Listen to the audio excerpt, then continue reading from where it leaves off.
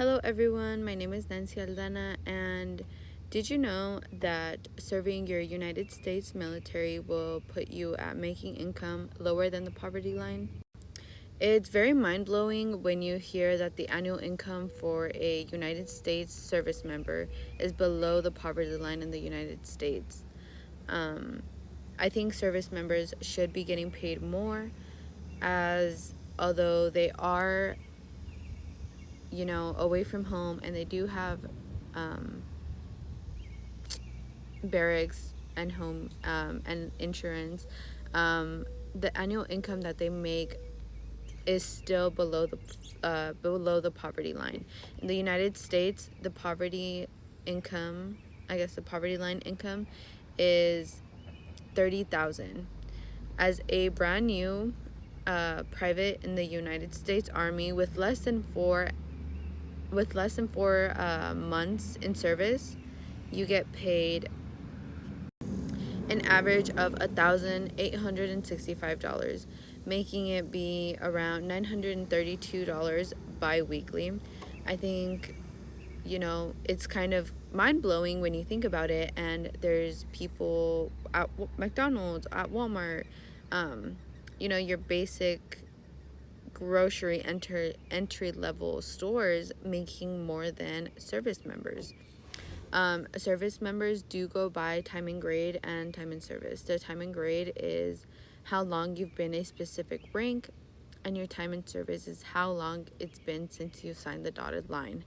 Those two components come in and help determine how much you're getting paid. But, you know, it's very hard to make a living out of $24,000 annually. So service members did just get a raise in the Army physical year of 2024. The Army physical year starts in September and goes to September, from September to September.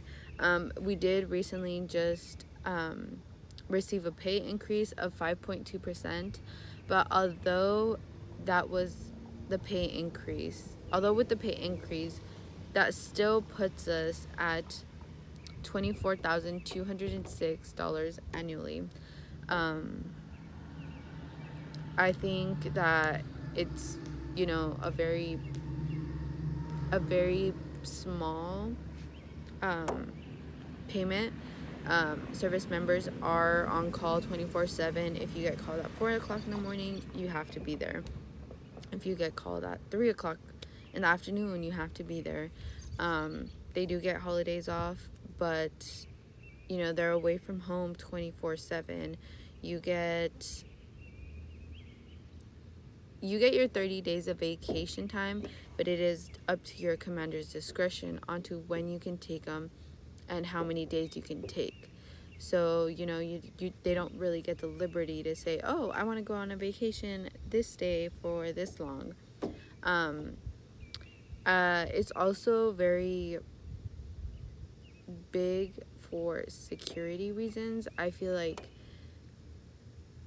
a lot of people have to resort to having second jobs, and it doesn't look right to have a full-time service member also have to work a second job, and a lot of those are during the nighttime, because that is usually when they get off of work and have their free time. So to go from one job to another is just kind of extensive, and it shouldn't have to be that way. Service members are risking their lives. Although some of them are not deployed, there are still safety concerns within, military bases. And that's everywhere in the United States. We see how many people get killed. We see how many people go missing. And I feel like it's a bigger issue than just the military pay. The military pay puts personnel at risk for a higher chance of something happening to them, because they do have to get a second job to pay their bills, to pay their cars.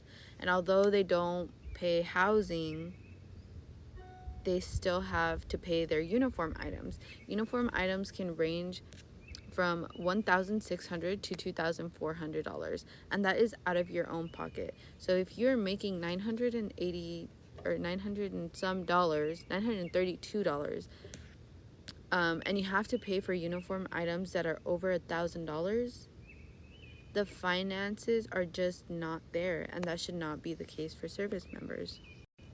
Service members also only do get paid on the 1st and the 15th of every month.